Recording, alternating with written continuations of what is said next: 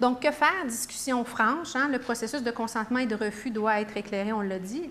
La vérification de l'aptitude à consentir, ça, c'est un enjeu majeur. Dans les centres spécialisés, je ne sais pas d'où vous provenez, mais je sais que nous autres, au CHUM, pendant plusieurs années, c'est un peu moins maintenant, mais dès qu'il y avait une question d'aptitude, on va faire venir le psychiatre. Non. Le psychiatre, il est là, lui, avec son seuil pour s'assurer qu'une personne, elle va coter pour avoir un mandat en cas d'inaptitude. Et ça, des fois, ça ne nous donne rien parce que vous le savez comment on va demander au psychiatre. Le psychiatre, il va dire « Ah, bien, il est frontal, mauvais jugement, blablabla, blablabla, mais il est apte. » Puis là, nous autres, on dit « Bien là, je fais quoi avec ça? » Parce que manifestement, il ne comprend rien, mais vous me dites qu'il est apte. Mais il n'est peut-être pas inapte pour ouvrir un régime de protection, mais quand on regarde nos 5 critères de la Nouvelle-Écosse, que ça, n'importe quel professionnel de la santé peut faire et même a l'obligation de faire de façon quotidienne ou en tout cas assez fréquemment, à chaque fois qu'on a un traitement à donner, quelque part, on doit avoir en tête que ces 5 questions-là, il faut les poser. Donc, est-ce qu'il comprend la nature du problème de santé ou du traitement? Est-ce qu'il comprend la nature ou le but du traitement proposé? Les risques de ne pas les recevoir et le consentement, est-ce qu'il est altéré par sa maladie? Ça, c'est vraiment la question clé. Si, par exemple, il est dans un état d'anxiété tel qu'on pense que ça peut affecter son jugement, s'il a pris des médicaments, si... trouvez-en, là, le diabète, ça peut causer de la confusion et tout ça. À ce moment-là, ça peut vous donner un indice. Ça ne veut pas dire qu'il est inapte, mais un indice que peut-être il y a quelque chose qu'il ne comprend pas, puis on essaie de se donner un délai à ce moment-là, donc de ramener à un meilleur état pour avoir cette discussion-là. Et ça, c'est quelque chose qui peut être fait de façon fréquente. Donc, on doit s'assurer, évidemment, tout le temps de l'aptitude, juger apte jusqu'à la preuve du contraire, on l'a dit. Information auprès des proches, utiliser les 5 questions. On a des outils de dépistage, travailler en équipe. Neuropsychologue, psychologue, psychiatre, gériatre, ergothérapeute, travailleuse sociale à certains égards aussi, qui va être capable de nous dire qu'est-ce qu'on peut faire avec ça. Des fois, on va dire aussi au psychiatre, moi, j'ai besoin de savoir s'il est apte à ça. Ça aussi, ça peut guider notre psychiatre ou les autres professionnels pour, au lieu de partir dans la grande affaire qu'on sait qui va nous faire peur, juste d'aller sur ce qui est vraiment essentiel. Et évidemment, si le patient est vraiment inapte, il faut y aller avec le consentement substitué. Donc, démarche, tenter de comprendre le refus dans la perspective du patient, garder en tête que soigner, ça va au-delà de juste soigner la maladie, se demander si la discussion a été suffisante et adéquate. Donc, toujours vous remettre en question vous-même, vérifier aussi avec vos collègues, pas juste se fier à la note au dossier, vraiment aller valider qu'est-ce qui a été dit, comment ça a été dit. Si on n'est pas certain ou qu'il y a des enjeux, se faire accompagner, être à 2 pour faire la discussion, ça permet aussi de faire un bon débriefing après. S'assurer que le refus n'est pas tributaire d'une décision d'un tiers, hein? Que c'est quelqu'un qui pousse ou qui dit « Non, non, tous tes membres de ta famille sont morts de ça, embarque pas là-dedans ». D'autres professionnels de la santé peuvent être impliqués. Des fois, un bon leadership médical va aider.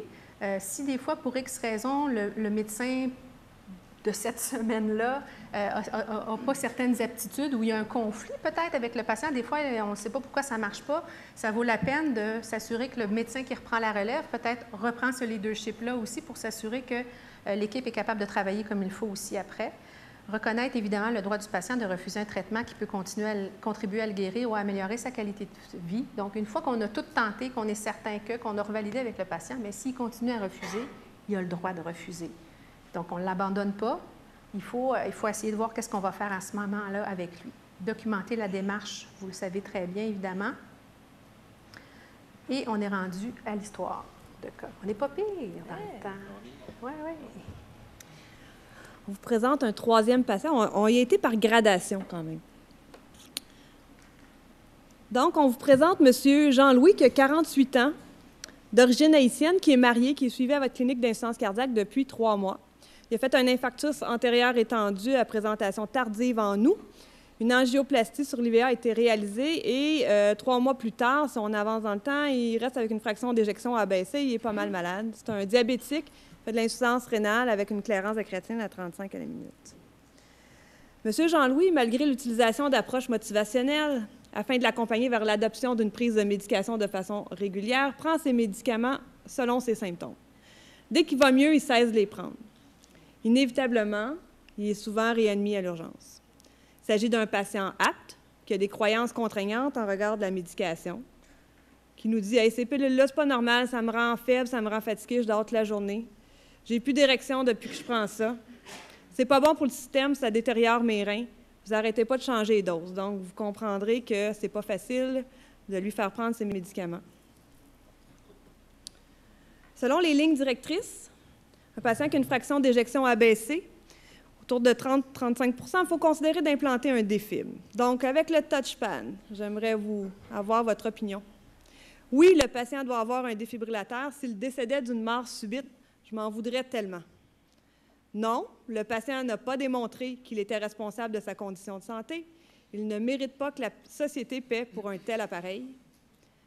C, peut-être que oui, peut-être que non.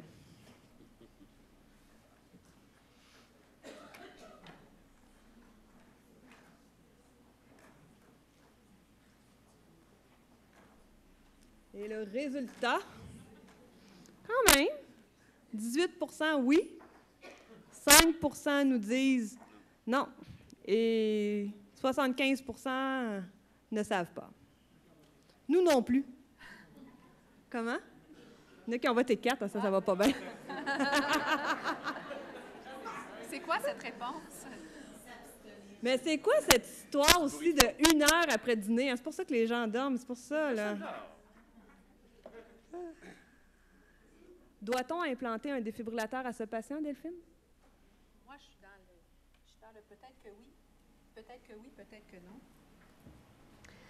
En fait, la première chose, la première question, souvent quand on est consultant en éthique par les équipes, c'est si tu es éthique de faire telle affaire. Puis là, je dis toujours ça dépend. Puis là, les gens n'aiment pas ça parce qu'on part de ça dépend. Mais ça dépend vraiment parce que à la base, puis ce cas-là, ça a été intéressant parce qu'on en a discuté avec Nathalie.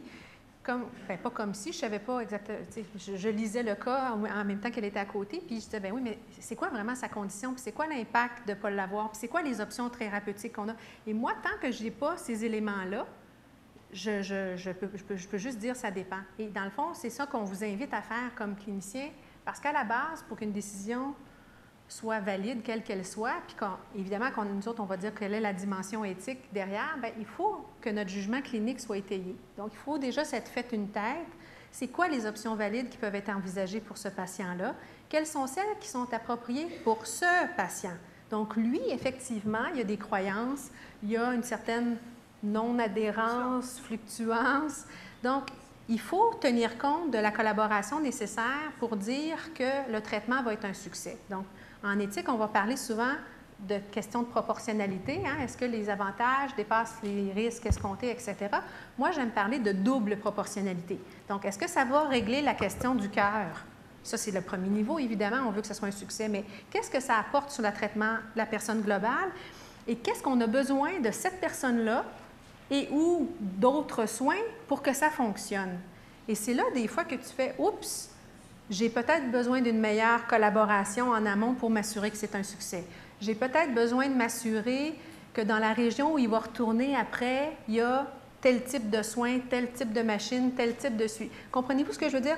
Donc, on va arriver à avoir un jugement clinique déjà qui va être un peu plus étayé, qui va être les 2 pas en avant dont je vous ai parlé tout à l'heure, mais aussi qui va tenir compte des comorbidités. Puis, ça ne veut pas dire que si on arrive à des noms, on va dire on n'y offre pas, mais on va savoir, on va déjà s'être mis un peu dans un contexte comme équipe, qu'on prend des grands risques que ça ne fonctionne pas compte tenu de qui il est, mais on va avoir estimé que ça vaut peut-être la peine de le tenter une dernière fois. Ou on pourrait aussi arriver à l'inverse, dire non, ce n'est pas approprié à cette étape-ci, on va y faire, on va faire une autre intervention en amont pour s'assurer qu'on a une certaine collaboration avant d'envisager l'intervention. Il peut y avoir d'autres options aussi, mais juste de réfléchir déjà de cette façon-là. On continue avec notre même patient. Monsieur Jean-Louis vient à ses rendez-vous de façon intermittente. L'infirmière de la clinique l'a rappelé plusieurs fois, relancé ses rendez-vous, reçoit des prises de sang, ne sait pas s'il prend ses médicaments ou non. L'équipe de soins ressent de la frustration due au comportement de ce patient. Ça fait 3 mois qu'il ne vous a pas donné signe de vie et ce matin, il vous appelle et vous dit « ça ne va pas ». Question quiz. Vous êtes l'infirmière, vous lui dites de venir immédiatement à la clinique d'insuffisance cardiaque. B, vous refusez de le voir et lui dites d'aller consulter dans un autre centre hospitalier.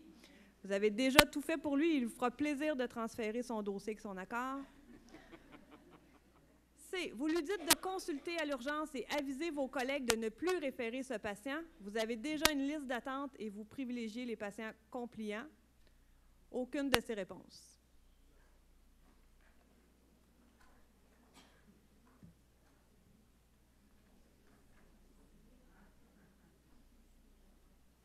Oh, c'est partagé. Donc, près de 60% de l'audience sont quand même des bons soignants, bienfaisants. Venez-vous-en, on va vous arranger ça. 1% de l'audience, quand même, on est plusieurs aussi, fait quelques personnes qui pensent que c'est assez. Et 35% disent OK, on va vous soigner, mais à l'urgence, puis on ne veut plus vous avoir dans notre liste de patients, vous prenez la place de d'autres. Et 1%, aucune de ces réponses. Non, c'est pas ça? 35, c'est aucune de ces réponses. Ah, excusez-moi, j'avais mal vu. On ne sait pas ce qu'on va faire. Oui, c'est ça, 35%, on ne sait pas. C'est bon, OK. Delphine, l'avocate en toi, est-ce que le médecin est tenu de donner des soins à un patient non collaborant? Je n'ai pas le droit de donner d'opinion juridique, hein, vous savez ça. Au CHUM, en tout cas. En fait, le médecin est toujours tenu de donner les soins appropriés, puis de donner les soins quand ils sont requis, donc les soins requis par l'état de santé. C'est pour ça que la question telle que posée, on pourrait dire, oui, il est tenu de donner des soins à un patient s'il en a besoin, même s'il n'est pas collaborant, mais en même temps, on va le voir un peu plus loin, le patient a une obligation très claire en vertu de la loi de collaborer à ses soins. Donc, c'est la partie difficile. La deuxième question, si l'état cardiaque du patient se détériore, est-ce que le médecin pourrait être poursuivi? Ça, c'est toujours la question qu'on me pose. Comment faire pour ne pas être poursuivi? Moi, je dis toujours, bien, il n'y a rien qu'on peut faire à part bien faire, parce que les gens poursuivent pour des mauvaises raisons. La question devrait être comment faire pour ne pas être trouvé coupable, déjà, ou tenu responsable, parce que la poursuite, on ne peut pas rien faire contre, vraiment. Donc, si l'état cardiaque du patient se détériore, est-ce qu'il peut être poursuivi? Bien, en fait, la question, c'est beaucoup plus, est-ce que, comme médecin, je me suis assurée de donner le suivi adéquat? Est-ce que j'ai fait ce qu'il y avait à faire? Est-ce que j'ai donné la formation? Est-ce que mon équipe, on travaille en équipe, est-ce que les suivis adéquats ont été faits aussi au niveau de l'équipe? Et à ce moment-là, ça n'empêche pas la poursuite, mais ça fait un bon dossier pour se défendre contre une poursuite qui serait, par contre, déposée. Et est-ce qu'on peut refuser l'accès de patients non collaborants à la clinique? Bien, là, ça dépend. De plus en plus, les cliniques, que ce soit les cliniques de la douleur, les cliniques d'insuffisance, dans le fond, vous avez tellement des listes d'attente importantes. Il y a beaucoup de cliniques qui ont mis en place des procédures, des politiques institutionnelles, finalement, pour dire, bien, par exemple, après 3 rendez-vous manqués, votre dossier est fermé, il faut que vous retourniez voir votre médecin traitant pour être réadmis à la clinique. C'est une façon de mettre une conséquence à une non-adhérence, si on veut, mais aussi de s'assurer dans le fond, pour vous aussi, de vous assurer d'une allocation adéquate des ressources. Donc, on ne peut pas refuser de facto l'accès, mais on a quand même des critères d'accès qu'on se donne et qu'on doit se donner. Comme je disais à Nathalie, ce qui est bien important, par contre, c'est de faire la réflexion en équipe avec la clinique, par exemple, puis de dire, bien, nous, on veut une politique institutionnelle là-dessus pour s'assurer qu'on est soutenu par notre organisation. Donc, on ne se fait pas ça, une petite affaire sur le coin de la table, puis on dit maintenant, voici les nouvelles règles de la clinique. Il faut que ça passe aux autres niveaux. Donc, dans le fond, ce qui est important, c'est oui, les patients ont des droits et responsabilités. On va les voir un peu plus loin. Il y a des droits et responsabilités des professionnels de l'établissement ou du réseau. Il y a un devoir d'information qui doit être donné. Donc, quand on décide de ne plus donner accès à un patient à notre clinique, par exemple, bien, il y a des informations qui doivent lui avoir été données au préalable. Dans les choix de réponse que vous aviez tantôt, c'est comme on a décidé du jour au lendemain que là, c'était fini, fall-ball. Bien, non, il faut que ça ait été discuté en amont. Son droit à l'autodétermination, on en parle amplement, mais il y a d'autres responsabilités qu'on pourrait avancer aussi. Il y a l'autonomie professionnelle aussi qu'il ne faut pas oublier. On n'est pas tenu de donner des soins qui sont inadéquats. L'utilisation appropriée des ressources, qui est une responsabilité partagée, à la fois du médecin et des équipes qui doivent s'assurer d'une bonne utilisation, mais aussi que le patient n'abuse pas des ressources.